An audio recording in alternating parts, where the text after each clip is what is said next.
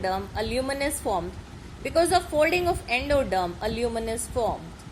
And this is the lumen which I just told you in tubular organ. This lumen. This. Okay? ये वो lumen है. It is surrounded immediately by endoderm, followed by mesoderm. Mesoderm 2 layers में बढ़ गई थी, पर बीच में से एट द मिड लाइन ये जुड़ी भी हुई है. ओके, तो ये जो स्पेस 2 लेयर्स में mesoderm को बांटी है, this is known as intra embryonic coelom. Coelom means cavity. Since this cavity is present within the embryo, it is known as intraembryonic coelom. इस कारण लेटरल साइड्स की mesoderm, किनारे की mesoderm 2 लेयर्स में बढ़ गई. The inner layer is known as splanchnoplure and the outer layer of mesoderm is known as somatoplure. These are the parts of lateral mesoderm.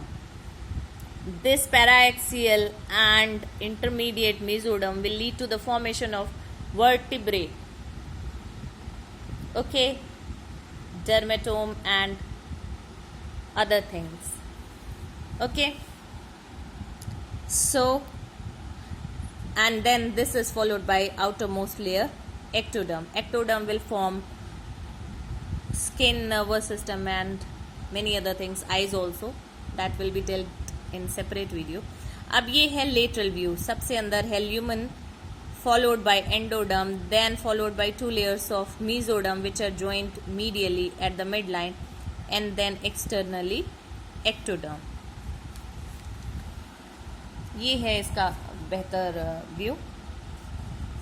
Take a look of this and you may take a screenshot, a snapshot of this.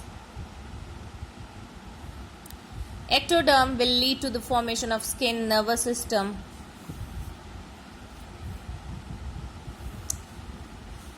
somatoplure, which is the outer layer of lateral mesoderm, will lead to the formation of dorsal muscles. जो back की muscles है ना, dorsal muscles, उनको बनाता है. Splanchnoplure is the inner, and it will form various walls of tubular organs in body cavity along with endoderm. Intraembryonic coelom will form the body cavities. इस diagram को देखिए, आपको बेहतर तरीके से समझ आएगा. This is lumen. This is lumen. This is lumen. Okay.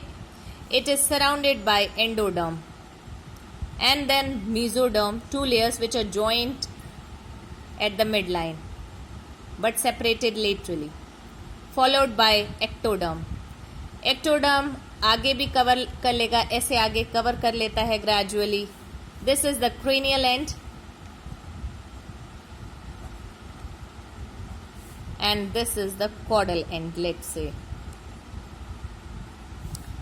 Ectoderm cranially भी कवर कर लेगा, caudally भी कवर कर लेगा. That's why skin is present outside at the junction. Skin and mucosa are joined in the form of lips and at the anal opening. ये endoderm है, mesoderm, ectoderm. अब ध्यान दीजिए, अब ये endoderm बनाएगी, आगे की तरफ यहाँ पे बनेगी, यहाँ तक है thoracic region. This is thoracic region towards the cranial end, and this is abdominal region, pelvic region, peritoneal region, और abdominal region, pelvic region. Okay? अब ये जो tubular है, ये पाइप जो है, जो endoderm है, वो तो बना देगा along with splanchnoplure. It will form this endoderm along with splanchnoplure will form the various walls. Various walls मतलब जितने भी tunics मैंने आपको बताए थे, ये सारे tunics ये endoderm और splanchnoplure मिलके बना लेते हैं. देखते हैं कैसे. tunica mucosa इनसे बनेगा. tunica mucosa डेफिनेटली हमेशा endoderm से बनेगा क्योंकि lumen के सबसे नज़दीक endoderm है और epithelial tissue. followed by tunica submucosa connective tissue, then tunica muscularis जो कि mesoderm से बनने जा रही है, mesoderm यानी splanchnoplure, okay.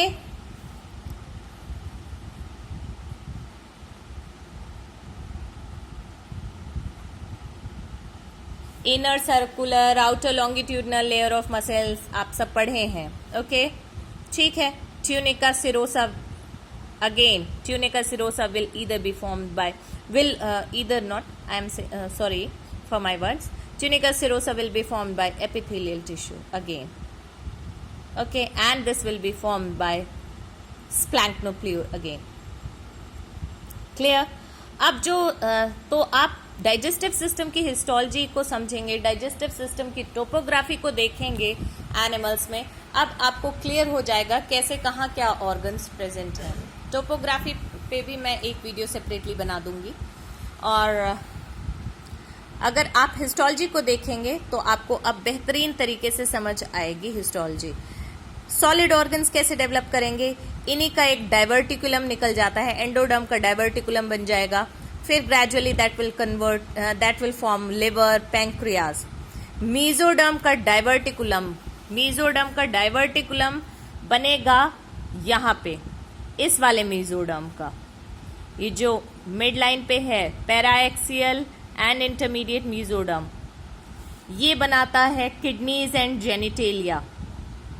Kidneys are mesodermic in origin, और इसीलिए आप समझ सकते हैं why are kidneys located retroperitoneally. Retroperitoneally means that they do not have any covering of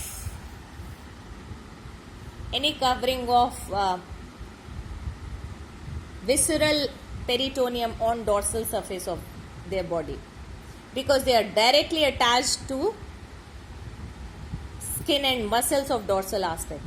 You can see here how they are attached, because they are developing from this part, especially this part. ठीक है, तो यहाँ पे kidneys develop हो रही हैं, यहाँ पे वर्टिब्रेट डेवलप हो रहे हैं फ्रॉम दिस मीजोडर्म ओनली। इसी मीजोडर्म से किडनीज डेवलप हुई हैं वेंट्रल डाइवर्टिकुलम बनके, ओके। अब बात करते हैं organ wise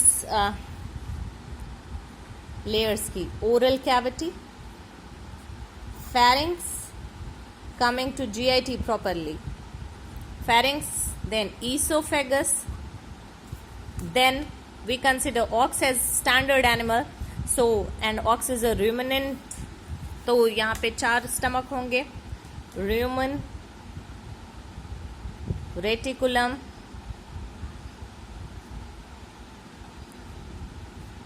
omasum, abomasum. Oral cavity का काम है सिर्फ मटेरियल को लेना, फीड को लेना, prehension, chewing and then passing it to caudal organs, organs like pharynx, esophagus। ruminants का, एनिमल्स का फीड जो होता है हार्ड होता है, इसीलिए यहाँ पे ट्यूनिका म्यूकोसा ऐसी होगी जो हार्डनेस को बियर कर सके।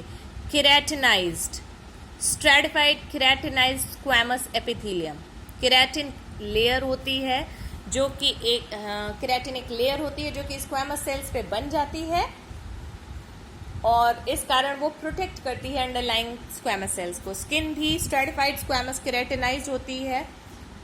तो ओरल कैविटी पे जो आएगी tunica mucosa, that is again stratified squamous keratinised.